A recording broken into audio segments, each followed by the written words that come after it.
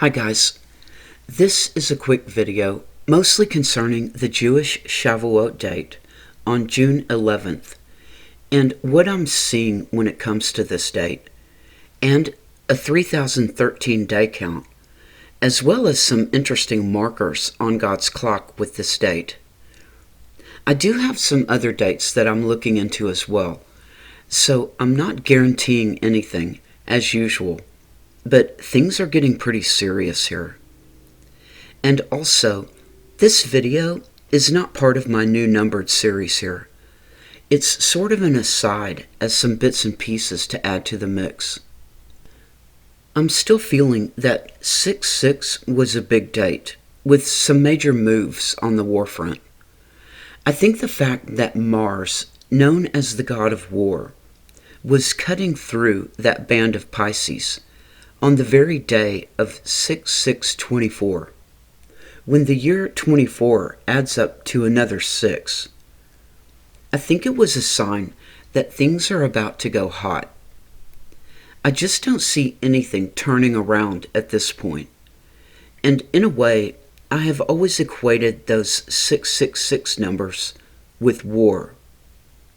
Maybe it's because that's what I see in the fourth horseman as well. It is a spirit of war, and he that sat on him was death, and hell followed with him. And power was given unto them over the fourth part of the earth, to kill with sword, and with hunger, and with death, and with the beasts of the earth. To John, the beasts of the earth have everything to do with humans. And from the way I've always understood the spirit of the fourth horseman, his power is in his armies. I've even heard some interesting things that I hadn't really thought about before, as far as being able to function in society. And that is that people in certain countries soon may not be able to renew their licenses and things, such as your license to practice medicine, or any sort of business, unless you sign up for war. What about your license to do anything? It seems like these days you need a license or tax receipts to even breathe. What if that image and the mark and the number of his name is about whose side you are on, or which labor camp you belong to? I know that the 7 vials are all about God's wrath. I think the great tribulation that everyone talks about is about God's wrath upon mankind, and not man's wrath. And it seems to me that most people believe that God's wrath will not be poured out upon this world until the rapture happens. And like me, I think most are on high alert for a rapture event at any day now. So, I'm living at the start of Revelation chapter 16 right now. I have no idea how long it will take for God to pour out all those vials. But as I've shown in my videos, those 7 vials of the 7 angels have been filled now. It took exactly 777 days from the time Jupiter number 1 crossed the line to the day that Mars number 7 crossed the line, exactly during the April 8th eclipse. My next 2 videos in my numbered series should be recap videos with even more information about both the Revelation 7 and 15 signs. As long as I'm still here, I'm going to continue working every day. After that, I'll probably do a Revelation 12 sign video too, because there is a lot of connections with that sign. I think my series will help when people have questions about particular puzzle pieces that I've got, because I know that as long as we are all still here, there are a lot of watchmen out there working on the case. I've already shown that we are in fact entering the age of Aquarius right now. You can see it right here with your own eyes. The first stars of Aquarius are now rising due east each day. Someone asked if the clock would be turned back. No, it is what it is. There's no going back, and the age of Pisces is over now. Jesus said to follow the man bearing the pitcher of water to the Last Supper, and that's what we are doing. I believe the menorah sign was, in a sense, a dedication ceremony. During those 40 days of filling those last 6 vials of wrath, during Noah's flood of troubles, and sending out a fond farewell to the age of Pisces, as the final vial number 7 was filled exactly during the last eclipse, with the sun and the moon cutting that band on the fish of Pisces. While it may have taken a total of 777 days to fill all 7 vials, so that the slowpoke Jupiter could get all the way over to that front foot of Aries, where the sun was during the crucifixion, to take his proper position in God's grand lineup of the menorah on 3/13. And I doubt that it will take another 777 days to pour out those 7 vials. All we really know is that in verse 1 of chapter 16, John heard a great voice out of the temple, saying to the angels, "Go your ways and pour out the vials of the wrath of God upon the earth." And then John tells us what all happened. We really don't know if it was all at once or over a period of time. He only used the word "and" in that chapter, and he never writes "and then." So it gives me the feeling that all vials will be poured out at once. Because knowing how John writes, I believe he would have written at least the words "and then," or "following that I saw," and given us clues as to those. But he didn't. And of course, for the first time during the narrative, we see the red letters of Jesus speaking, when he says, "Behold, I come as a thief." And I believe that is the rapture point, when he comes as a thief. And right after that, John writes that the final vial number 7 of God's wrath is poured out, and some real serious tribulation begins. And the next few chapters are showing John the judgments. Some may be wondering why I always show the menorah as the 0 hour over Hiroshima. And you might want to go back and look at my previous video about it. But this is about war. This is a view of vial number 1 being filled on 2/22/22 from Pearl Harbor, Honolulu, Hawaii. And I see that I've set my timestamp to 1 second to midnight. And it looks like Jupiter is just beginning to cross the line. But by the morning of the 24th, Jupiter has completely crossed the line. And so had Putin.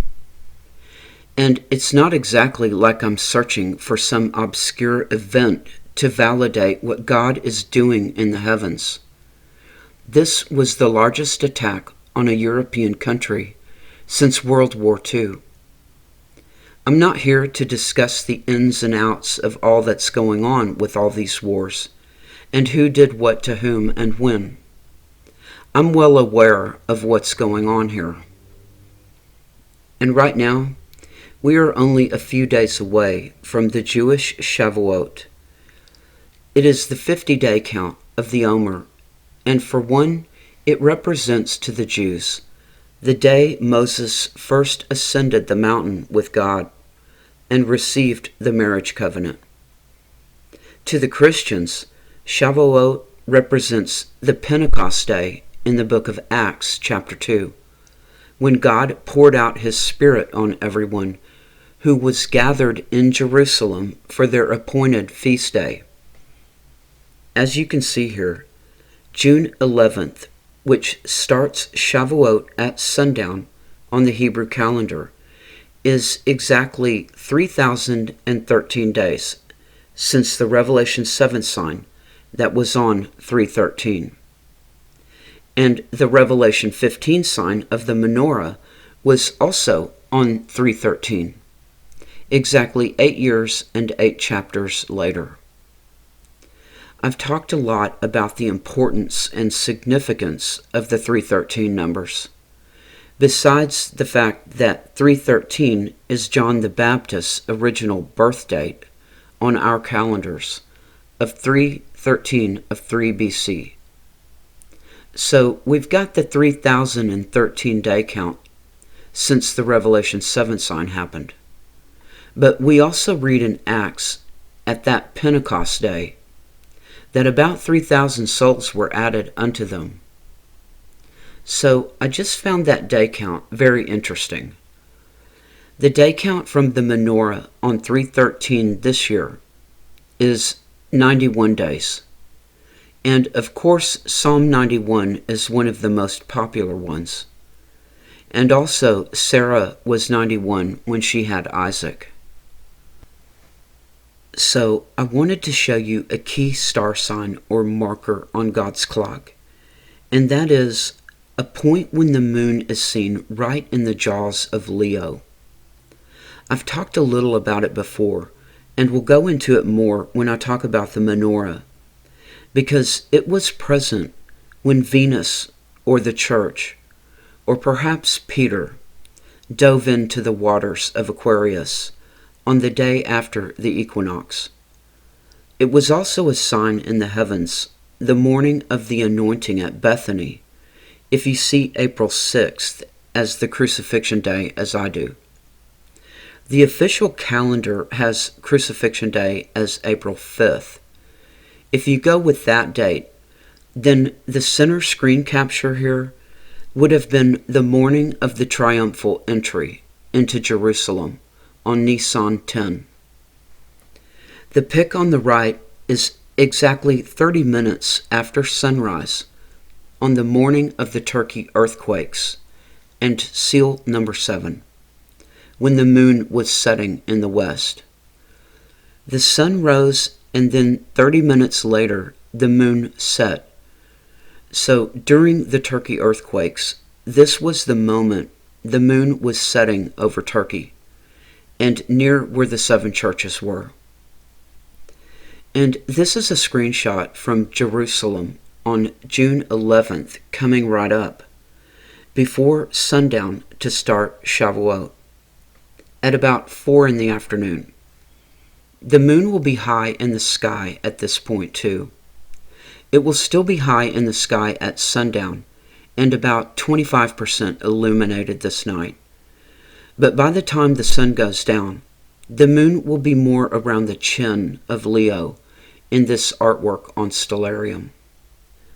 I was listening to someone talk about the King James Bible and the fact that it was published in 1611.